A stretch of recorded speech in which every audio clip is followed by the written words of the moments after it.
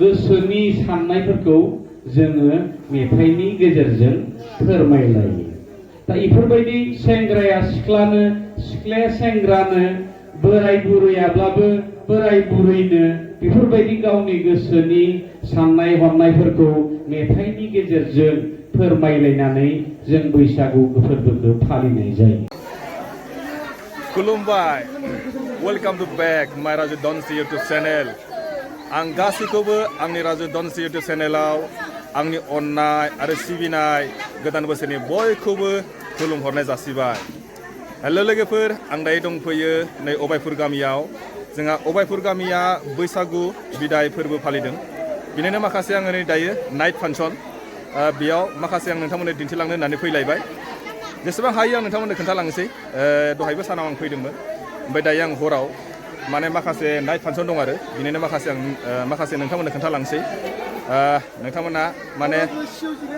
नोंथांमोना थांफाबाय थादो। आं माने जेसेबां हायो मा प्रग्राम दङ नाइटआव बेखौ आंथ' दासिम प्रग्रामखौथ' आं मोनाखै, थेवब्लाबो माने जेसेबां हायो आं खोन्थालांबाय थानो नाजानोसै। थौदो लोगोफोर, बिदिबा जोङो बारा गोबाव खालामला। बिथांमोना माने दहाय आं सानाव फैनायाव ओरैबायदि माने प्रग्रामखौ नुनानै आं ओरैबायदि गोजोनदों आरो निस्सय दाबो माने प्रग्रामा मोजां जागोनखौ आं आसा खालामदों। ओरैजाय नै दं आंजों लोगोआव खाथियाव नै बे जाहैबाय आंनि बन्धु। जोङो माने एखे क्लास नै गोलैसैमोनलै, जों माने एखे क्लास फरायदोंमोन आरो मोनसे समावहाय। मा जायो, मानसिनिसो लाइफ नालाय, जेला माने मानसिया मोनसे समावल'सो ज' थायो, जेला सम जायो अब्ला माने सोरखे बेखे थानांगौ जायो आरो, नङा होमबा? आं माने बेसेबांबा गोबावनि उनाव नै बिथांखौ माने आंजोंहाय एकदम सेम माने जायगायाव लानानै भिडिअ मोनसे बानायनो मोननानै आं गोसोखौनो ओरैबायदि प्राउड फिल जादों, माने गावखौनो गाव माने गोसोखौ लाख'नो हायाखै आरो, माने मा बुंगोन आरो।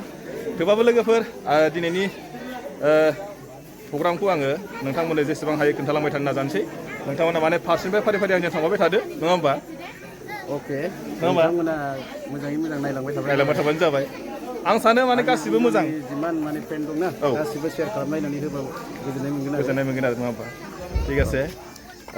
नोंथांमोना सानो आङो गोदान बोसोरखौ बयबो माने बरायनायजों लोगोसे मोजाङै मोजां बारहोहरबाय। बिदिनो आंबो माने गोदान बोसोराव आंबो मोजाङैनो दङ आरो भगबाननि सायाव जाहाथे मोजाङै मोजां थांबाय थायो फैनोसै। जेसेबां हायो आं खोन्थालांबाय थानोसै, नोंथांमोना थांबाय थादो। अके, लेट्स गो, चलो। दायो आङो नै मोनफैखाबाय अलरेडि, एसे खोन्थालांसै। नै रानि, हेलौ, मा नों रानि मोसानो नागिरदों नामा? मोसानो नागिरदों? आयौ, नै दायो सोब मानसिफ्रानो एकदम ओरैजाय मेन माबाया आरो स्टेजआ, एसे खोन्थालांसै आङो। सोब फैखाजोब्बाय नै गासिबो। नों मोसानो नागिरदों? मा मेथाइखौ मोसागोन नोंलाय? दायो माने प्रग्रामा जागायबाय आरो एसे खोन्थालांसै मानसिफोरखौ सोर मा मोसागोनथाय। फोरबो फालिथाया दहाय फुंनिफ्रायनो जागायजेननानै बे समाव मोनानि 9:30 जानानै फैबाय। जोङो दिनैनि बे हारिमु बादायलायनायखौ मोनाबिलि समनि 7 रिंगायाव जागायनांगौमोन, नाथाय जोङो माखासे उसुबिदानि थाखाय हास्लाबाखैमोन। दिनैनि बे हारिमु बादायलायनायनि आरो बिथाङा दायो माखासे असमियाफोरजों थाफानानै माखासे नाटकफोर, जों नाटक होननानै बुङो, नायजाब एबा फावथिना गायो। बिथाङा दाख्लैसो स्टेजफोरावबो गानानै फैदोंमोन। जोंनि बर'फोरनि गेजेराव बेफोर फावथायफोरा गोमालांनो नागिरदों, बिजाब महरैल' ओंखारदों। फाव दिन्थिनाय हिसाबै गोबां खम जालांबाय। दा बिथां मनु स्वर्गियारि सारखौ एसे सायनासालि जौस्राङाव ओरैजाय नुजाथिफैनो थाखाय खावलायबाय, सिनायथि लानो थाखाय खावलायबाय। लोगोसे बिथांखौ गांसे आर'नाइजों बरायनो थाखाय लाइमोन आफादनि मानगोनां आफादगिरि नब बसुमतारी बिथांखौ खावलायनाय जादों। मनु स्वर्गियारि सारखौ गेजेराव फैनो खावलायदों।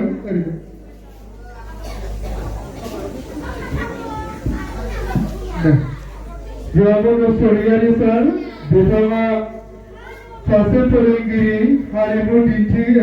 हारिमु फाव खालामगिरि बिथाङा थुनलाइबो सोरजियो आरो बिथाङा खन्थाइबो आवरायो बिथांखौ गांसे आर'नाइजों बरायनो थाखाय खावलायबाय आखाइ खबनानै अननानै रायजोफोर जोबोद साबायखर बिथांखौ दिनैनि बे हारिमु बादायलायनायखौ बेखेवनायजों लोगोसे फंनैसो बिबुंथि लाखिनो आरो बैसागु मेथाइ रोजाबनो थाखायबो खावलायफाखानाय जाबाय गोजोन्थों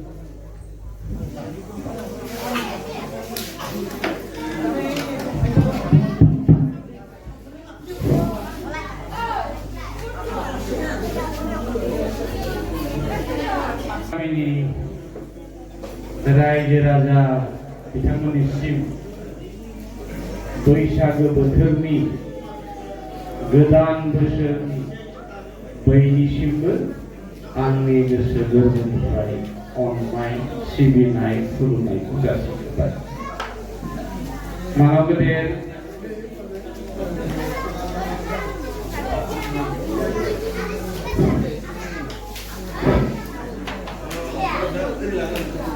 अभायपुर जोंमा आफादनि मानगोनां आफादगिरि नेहाथारि आरो लोगोसे बे आफादनिनो मावथि हानजा बिथांमोन दिनै अदेबानि अभायपुर गामियाव दे बेबायदि मोनसे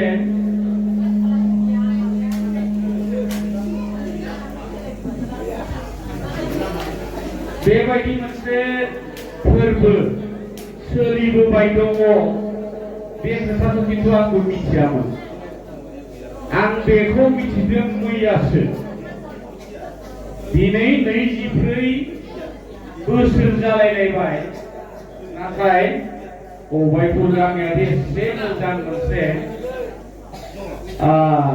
फालिथाय बैसागो रंजानाय फालिथाय फालिबोबाय थायो बे खोथाखौ मैयासो आं मिथिनो हादों जोंहा आं बियादै लोङो नीलाचरण स्वर्गियारि बिथाङा मैया आंखौ लोगो मोननानै बुंदों जे जोंनाव गाबोननिफ्रायनो मोनसे हाबाफारि जागोन आरो जोङो खुङै दिनै 24 बोसोर जाबाय फैगोन बोसोर 25 बोसोराव हाबगोन रुपालि फालिथायबो फालिगोन होननानै बिथाङा बुंनायावसो आङो अभायपुरा एसे मोजां मोनसे आयदाखौ लानानै मोनसे फोरबो फालियो बे खोथाखौ मैयासो रोखा मिथिनाय जाबाय दा आं बिराद गोजोननाय मोनदों जे नोंथांमोना दिनै बे अभायपुर जोंमा आफादनि दैदेननायाव दिनै 24 बोसोर जालायलायबाय जे नोंथांमोना रंजालि फोरबो आफादखौ इमान मोजाङै गेरेमसा फालिबोबाय थादों बे नाथाय नोंथांमोननि थाखायल' नङा बियो जोंनि गथै गगामुग ओनसोलनिनो बिराद मोनसे बाखनायथाव हाबा मानो होनोब्ला जोङो दिनै नुनो मोनदों बे जोङो गगामुग एबसु दखरा एबसुनि हेफाजाबाव बा बिथांमोननि बिथोन बायदियैसो जोङो माने गगामुगाव मोनसे बिदाय फोरबो आफाद खुंबाय थायोमोन बिनि उनाव देग्लाय 3थि बोसोर हाबबाय नामा नोलोबारिया मोनसे आरो बैसागो फोरबो खुंनाय आफाद मोनसे सोलिबाय नाथाय अभायपुर गामिया दिनै 24 बोसोर जाबाय बे मोनसे बिराद गोग्गाथाव राव मानो होनबा जोंनि गगामुगनि फालिथाया देग्लायसो मा जागोन 16 बोसोराव हाबदों 16थि खुंथायाव हाबदों दा नोंसोरनिया 24 जालायबोबाय बेथ' बिराद माने गोजोनथाव रादाब आरो बेखौ आं सानो नोंथांमोना अरायबो माने बेखौ मोजाङै मोजां लाबोबाय था आरो आं होनदों मा नोंथांमोना जेहेतु खालमानसै रुपालि मायथाइ फालिगोन आं बेखौ खोनानानै जिबासमारा जोबोद गोजोननाय मोनदों लोगोसे आं बुंदों आंनिफ्राय जा एसे एनै फिसा फिसौयैब्लाबो आंनिफ्राय आं बै बोसोराव नोंथांमोननो माबा मोनसे अनसुंथाइ होगोन होननानै आं नोंथांमोन दिनैनि बेलायावनो आं फोरमायबाय आरो गेदेर हानाय नङा जायखिजाया आं मा हायो जायखिजाया होगोन माबा मोनसेबाबो नोंथांमोननि बे